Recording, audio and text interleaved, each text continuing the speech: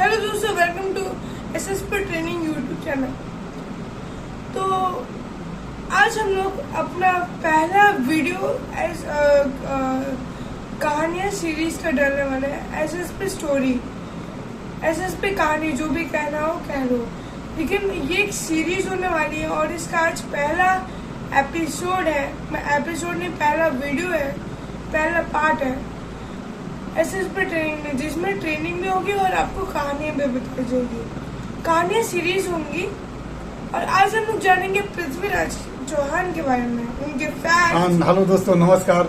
मैं एसएसपी कहानी के माध्यम से आज जो पहला सीरीज लेके आने वाला हूँ, उसमें हम लोग अपने देश के महापुरुषों के बारे में जानेंगे।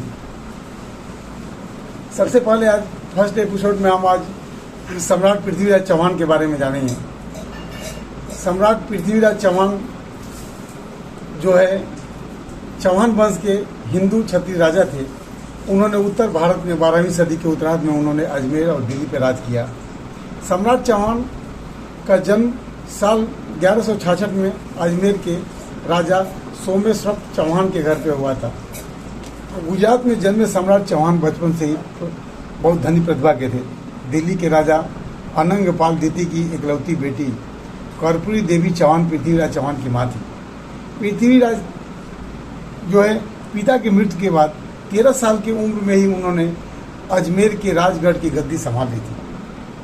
बचपन से ही कुशल योद्धा रहे सम्राट चौहान ने कई युद्ध के गुण सीख लिए थे। बाल्यकाल में उन्होंने उनके अंदर योद्धा बनने के गुण सभी आ गए थे। दिल्ली के शासक और पृथ्वीराज चौहान के दादा अंगम ने पृथ्वीराज चौहान के साहस और बहादुरी की कहानियाँ सुनी तो बहुत प्रभावित हुए। इसके बाद उन्होंने पृथ्वीराज चौहान को दिल्ली के सिंहासन का उत्तराधिकारी बनाने का ऐलान कर दिया था। पृथ्वीराज चौहान की एक और कहानी प्रचलित है कि बताते हैं लोग कि वो इतने शक्तिशाली थे कि एक बार बिना किसी हथियार के ही शेर को मार दिया था। दिल्ली राज सिंहासन की गद्दी संभालने के बाद पृथ्वीराज चौहान ने किला राय पिथौरा को बनाया था। उन्होंने जो अपना किला बनाया वो राय पिथौरा को बनाया था और उन्होंने सिर्फ 13 साल की उम्र में ही गुजरात के पराक्रमिक शासक भीमदेव को युद्ध में हरा दिया। पृथ्वीराज चौहान बताते हैं कि पृथ्वीराज चौहान 6 भाषाओं के जानकार थे, जिनमें संस्कृत, प्राकृत, मगधी, पैशाची, सौरसेनी और अपभ्रंश भाषा शामिल है। इसके साथ ही उन्होंने मीमांसा, वेदांत, गणित, पुराण, इतिहास, सैन्य विज्ञान, चिकित्सा, शास्त्र आदि का उनको बहुत ज्ञान था। पृथ्वीराज चौहान की तरह उनकी सेना ही बलवान थी। इतिहासकारों के मुताबिक 300 हाथी, 300,000 सैनिक पृथ्वीराज की सेना में शामिल थे। इतनी बड़ी सेना में बहुत घुड़सवार भी शामिल थे। भारतीय इतिहास के सबसे प्रसिद्ध योद्धा हिंदू राजपूत राजाओं में से पृथ्वीराज चौहान राजस्थान, हरियाणा तक फैला हुआ था इनका राज्य।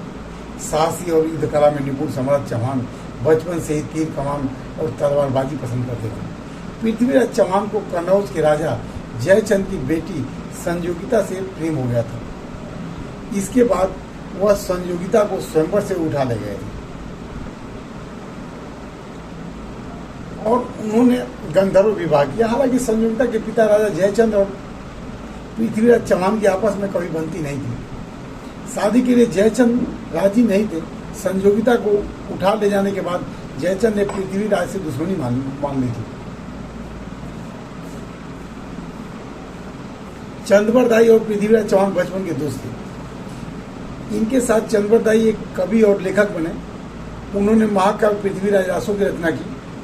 प्रथम युद्ध में सन 1191 में मुस्लिम शासक सुल्तान मोहम्मद शहाबुद्दीन गौरी ने पृथ्वीराज चौहान को कई बार हराना चाहा, लेकिन उसको सफलता नहीं मिली। पृथ्वीराज चौहान ने युद्ध में मोहम्मद गौरी को 17 बार हराया।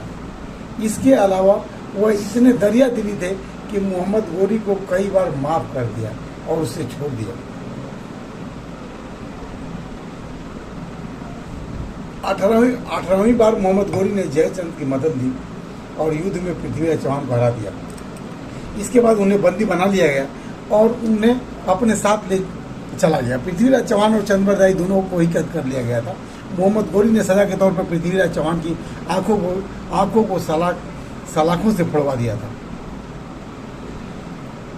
मोहम्मद गोरी ने चंद्रवर दाई से पृथ्वीराज चौहान की अंतिम इच्छा पूछने के लिए कहा, क्योंकि चंद्रवर दाई और पृथ्वीराज आपस में मित्र थे। पृथ्वीराज चौहान शब्दवेदी बाढ़ चलाने में माहिर थे।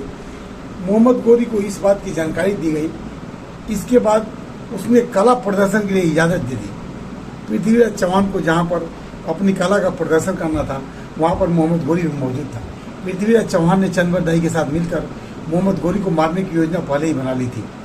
महफिल शुरू होने वाली थी, तभी चंद्रवर दाई ने एक दोहा कहा, 4 बाँस 24 गज अंगुल अष्ट प्रमाण, ताऊ ऊपर सुल्तान है मत चूको चौहान। जैसे ये चंद्रवर दाई के द्वारा ये दोहा बोला गया, पृथ्वीराज चौहान ने दोहे के माध्यम से सुन करके चंद्रवर दाई ने जैसे पृथ्वीराज चौहान को संकेत देके दोहे को पढ़ा। इस दोहे के सुनने के बाद मोहम्मद गोरी ने जैसे ही अब्बास बोला, वैसे ही अपनी आंखों को गवा चुके चौहान ने मोहम्मद गोरी के अपने शब्दवेदी बाण से मार दिया। सॉरी, हालांकि सबसे दुख की बात है कि इसके बाद पृथ्वीराज चौहान और चंद्रवर दाई ने दुर्गत से बचने के लिए एक दूसरे को मार दिया। ऐसे पृथ्वीराज चौहान ने अपने अपमान का बदला ले लिया और पृथ्वीराज चौहान के मरने की खबर सुनने के बाद संयोगिता ने भी अपनी जान दे दी। इसी के माध्यम से दोस्तों, चैनल को आप लोग सब्सक्राइब करिए, लाइक करिए, प्यार दीजिए और आगे हम नेक्स्ट वीक जो नेक्स्ट महापुरुष का हम लेके आए हैं, तो हमारी कोशिश रही कि अगले एपिसोड में हम महाराणा प्रताप जी को लेके आएंगे और उनके बारे में सुनेंगे, जानेंगे। सौर सिंह, कुछ कहना है आपको? हाँ, टॉक विद शौर्य को भी #talk with Shaurya like and subscribe. Okay, thank you so much.